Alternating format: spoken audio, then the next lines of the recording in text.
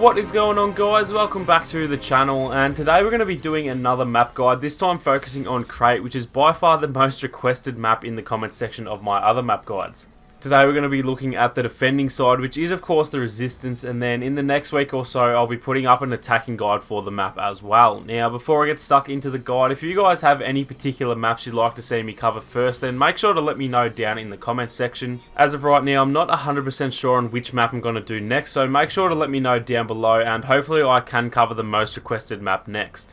So with all that out of the way, we're going to go ahead and get stuck straight into the bird's eye view of the map, since the first phase does take place outside of the actual stronghold. Now the objective of the resistance is to defend the stronghold from the First Order, who have two ATM-6s charging their way towards the front door.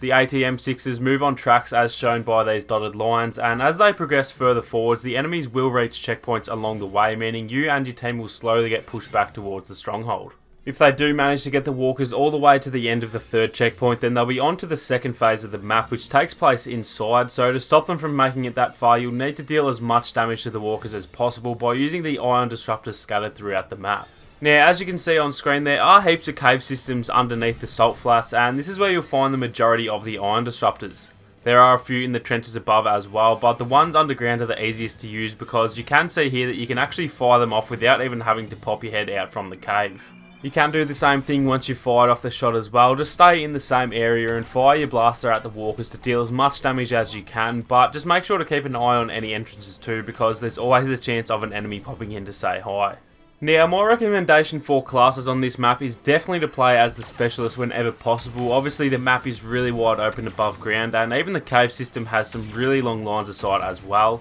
So I definitely have to recommend playing as a specialist with either the A280 CFE or the NT242, depending on what your playstyle is. In saying that, you can actually get away with playing as any class on this map. It all just comes down to getting yourself in the right situations to do well. Obviously, if you play as a heavy, you're not going to stand a chance of running around above the surface due to the close quarters nature of the class, but if you get yourself set up down in the trenches and the cave systems, then you can still do fairly well. If you do play as a specialist though, you'll obviously have a bit more freedom to where you place yourself on the map, so your best bet is to try and find somewhere with cover such as the trenches or one of the crashed TIE fighters or something like that, and then just play exactly how snipers are pretty much meant to be played.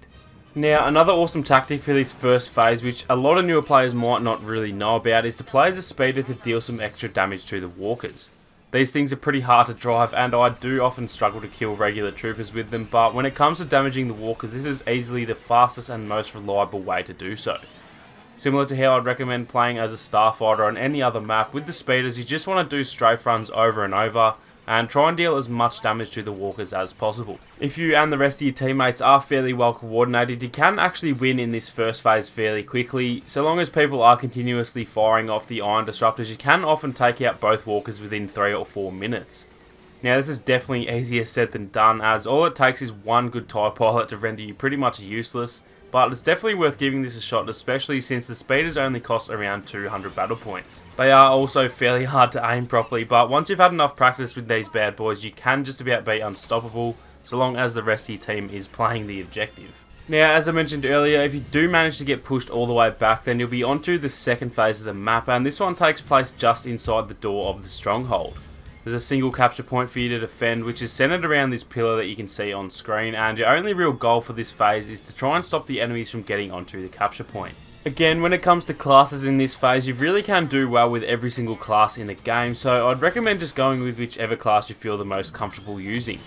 The assault and heavy classes are probably the best suited for this phase if you're an aggressive player like myself, especially with the barrage and acid launcher abilities to try and clear a few enemies away from the objective. If you're playing as the officer or heavy classes and you do have a turret, then a really good spot to put them is up on top of this crate overlooking the area. Not only does it have a good view of the map from here, but for some reason people often forget to look up in this game, so they can often get you a heap of kills from here as well.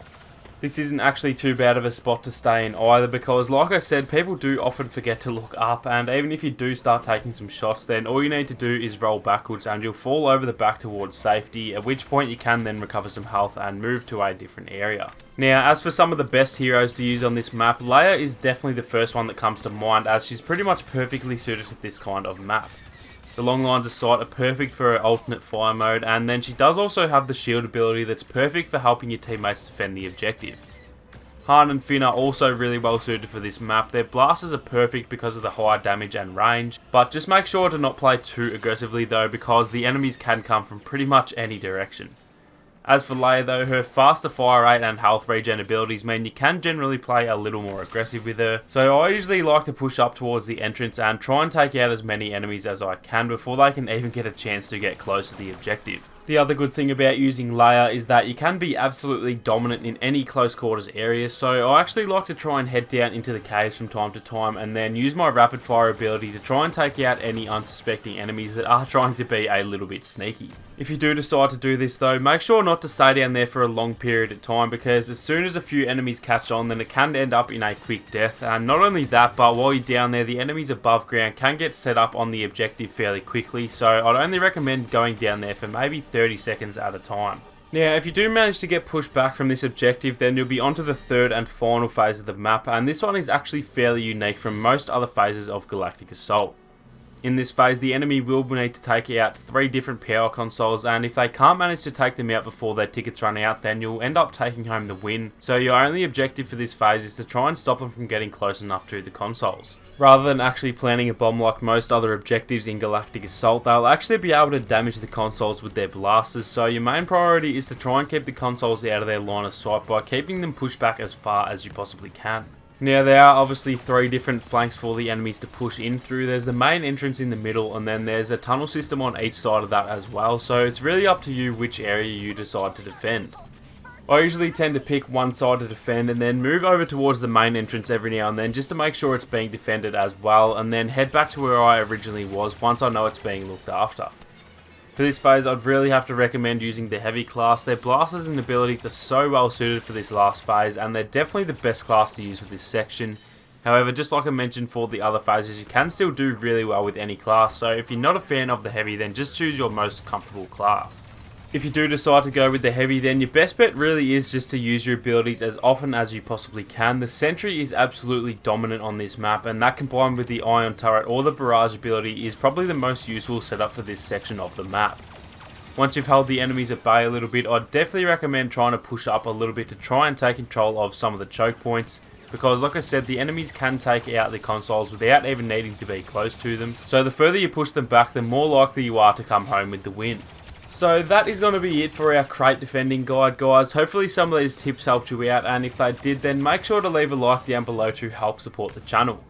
I'm sure I would have missed some really great tips as well, so if you do have any tips of your own, then definitely don't hesitate to leave a comment and let everyone know. The more tips the better, so definitely feel free to leave your own tips as well. If you are new to the channel, then feel free to subscribe and make sure to turn on your notifications so you don't miss out on any Battlefront 2 guides or live streams. Thank you guys so much for watching, and I'll catch you all in the next one.